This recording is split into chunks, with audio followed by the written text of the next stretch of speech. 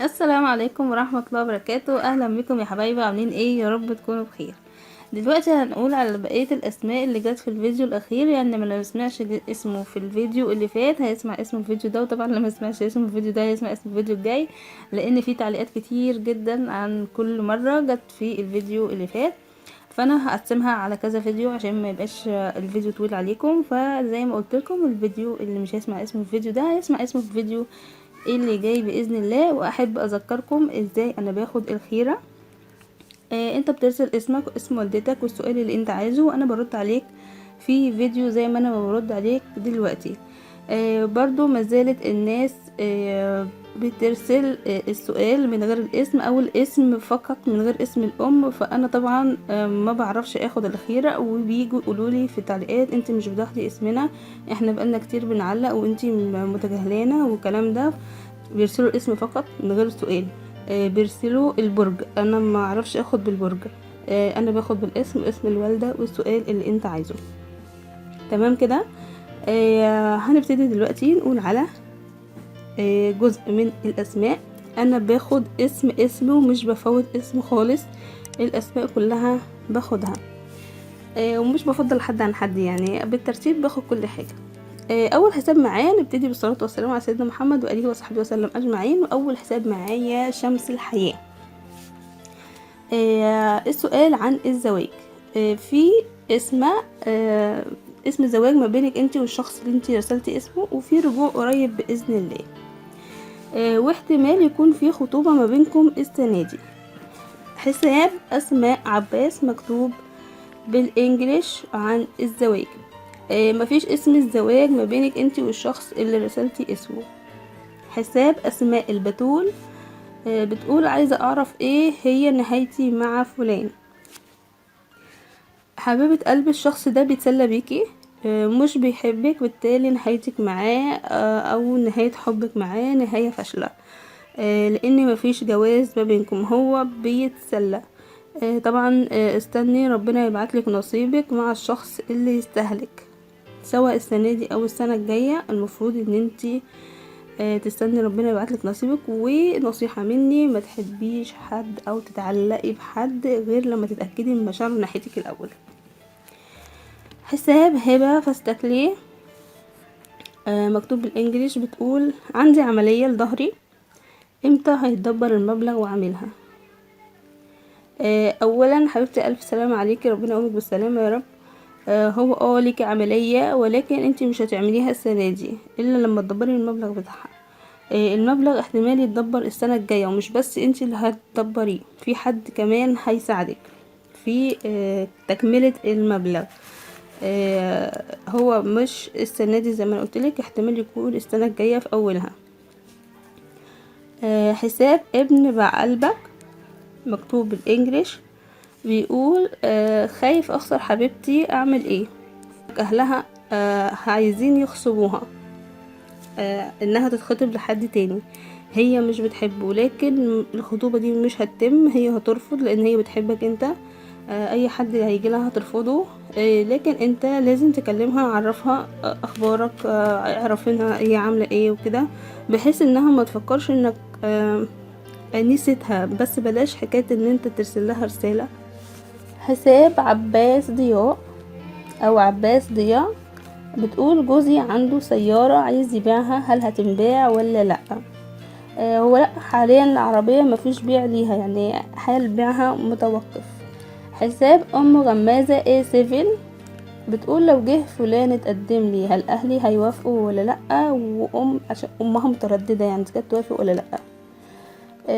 هي ماما هتوافق على زواجكم عادي، يعني لو جه اتقدم هتوافق. هو بس تردد ماما، هو خوف على مستقبلك انتي، انه يكون الشخص مش كويس وكده. هي بس عايزة تتأكد من الشخص اذا كان طيب وكده ولا هيعمل معاكي مشاكل. هي خايفة عليكي انتي، يعني هو ده سبب ترددها، ولكن الشخص ده طيب وكويس وبيحبك وشريكي ومفيش خوف منه.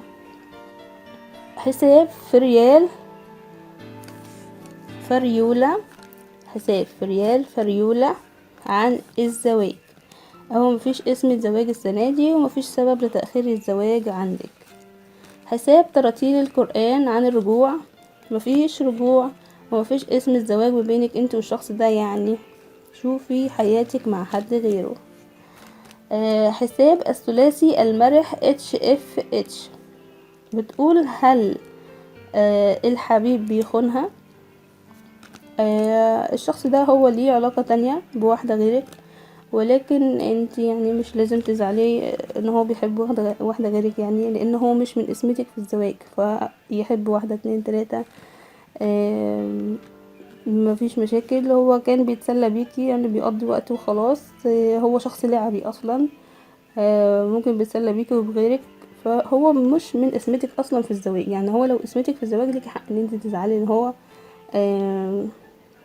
حب واحدة غيرك، بس هو في الاساس مش نصيبك في الزواج. حساب فاطمة مكتوب بالانجليش عن الرجوع. حبيبة قلبي مفيش رجوع بينكم بعد الطلاق، جوزك اللي هو طلقك هيتجوز واحدة تانية.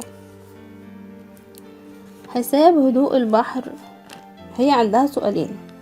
اول سؤال انت بتقولي جوزك مريض ما عندوش اطفال وجاب علاج، هل العلاج فيه امل؟ ايوه هو فيه امل، والشفا طبعا من عند ربنا، هو الشافي ان شاء الله، ولكن الحمل هيطول شوية، يعني خلي عندك امل في ربنا. اما سؤالك التاني هو عن المشاكل بينك وبين جوزك. المشاكل دي هو سببها حسد، مفيش سحر بينكم ولا اي حاجة، السبب ان هو حسد، في عيون عليكم، عيون كتير بص على عيشتكم، حتى لو انتوا يعني مصاريفكم على قدها، مش بتجيبوا حاجات غالية والكلام ده، برضو الناس عينيها عليكم، مش سايباكم في حالكم. يعني شغلوا دايما سورة الفلق، هو ده العلاج بتاعكم، شغلوه سورة الفلق دايما في البيت لحد ما ربنا يصلح ما بينكم ان شاء الله، وان شاء الله خير. وانت كمان فيكي سحر معطل الحمل، يعني انت لازم تكملي العلاج اللي انا قلتلك عليه علشان ربنا يرزقكم بالذرية الصالحة بإذن الله. حساب ألم نرجفا بتقول هل اخد ابن خالتي ولا حد غريب؟ يعني اسمتها في جواز مين؟ اسمتك في الجواز هو ابن خالتك، مش حد غريب من العيلة يعني. حساب أطياف راحلة عن رجوع، هو حاليا مفيش رجوع، ولكن بعد فترة احتمال يحصل رجوع، احتمال مش اكيد. حساب زوزو الموسوي مكتوب بالانجليش عن الرجوع، مفيش رجوع ما بينكم لان هو الشخص ده ما بقاش يحبك زي الاول. حساب آية الفلوجي عايزة خيرا لصديقتها، بتقول هل هي مريضة فعلا بسرطان الدم ولا لا؟ حبيبتي والعياذ بالله هي ما فيهاش اي حاجة، يعني ممكن يكون تشخيص الدكتور غلط، فيخليها تكشف عند حد متخصص. يعني لو حد هي كشفت عنده دكتور وقال لها ان فيكي كذا، فهي تتأكد من دكتور واثنين وثلاثة وعشرة، ما تاخدش اي علاج او اي حاجة الا لما تروح لدكتور متخصص، لان انا شايفة ان عندي من ناحيتي مفيش اي حاجة فيها. حساب سارة لاف مكتوب بالانجليش، بتقول هل في رجوع بعد الطلاق؟ نعم في رجوع، وسبب الطلاق عندك حبيبتي مشاكل زوجية، يعني مفيش سحر ولا اي حاجة، يعني ممكن يكون اختلاف في وجهات النظر، مشاكل كتير الكلام ده. انتي يعني بعد رجوع باذن الله انتي حاولي تهدي من نفسيتك شوية، لو كلم كلمة جوزك ممكن يكون من النوع العصبي، في ناس ازواجها كده كتير، فانتي حاولي ان انتي تهدي من الوضع شوية عشان ما يحصلش ما بينكم مشاكل تاني. حساب ابو سجاد، هي خطوبتك زي ما انا قلتلك تقريبا في شهر 7، والشخص ده كويس وهو من اسمتك في الزواج، هو ده اللي واضح قدامي، بس اللي واضح بقى انت عند الناس التانية الله اعلم بيه، بس اللي واضح قدامي ان ده شخص كويس، وتقريبا مش اكيد، يعني احتمال الخطوبة تكون في شهر 7 اما في شهر 8، والشخص ده كويس وهو من اسمتك في الزواج. حساب سنة سنسونة او سونا سنسونة مكتوب الانجليش، بتقول هل فلان عنده سفر بعد كورونا؟ ايوه هو ليه سفر لفرنسا، بس هو مش هينساكي ما تخافيش، يعني انت هتفضلي دايما في باله. حساب ورقة امل عن الدراسة، في نجاح ليكي يا حبيبتي السنة دي بإذن الله. حساب عود الريحان عن الزواج، نعم في زواج ما بينكم لان هو بيحبك، ولكن لسه الزواج مش هيكون السنة دي. حساب بنت سلطنة عن الزواج. حبيبة قلب، السحر اللي كان عندك اتفك الحمد لله، ولكن مش عشان اتفك تبقي ما تقريش قرآن والكلام ده، لا، خليكي اقري قرآن واستمري في التسبيح وصلي وكل حاجة، وليكي اسم قريب بإذن الله، ولكن مش من الشخص اللي انت قلت عليه، اسمتك من شخص تاني. حساب رنوش عن الاسم. مفيش اسم الزواج السنة دي، ومفيش عندك سبب لتأخير الزواج. حساب الأميرة المدللة عن الرجوع.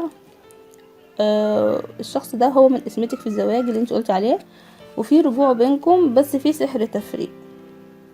يعني لو السحر اتفك هيكون في رجوع، ولو ما اتفكش متوقعش ان يحصل رجوع دلوقتي، يعني انتم منفصلين وهو اللي لازم يتعالج. يعني انت لو تقدري بطريقتك تكلميه فك السحر يبقى كويس، ولو مش هيروح مثلا لحد قالك مثلا، لو انت قدرتي تكلميه وقالك لا انا مش هقدر اروح لحد، قوليلي كلميني وقولي له اسمه، اسم والدته طبعا، وقوليلي وانا افك السحر واقولك هو يعمل ايه.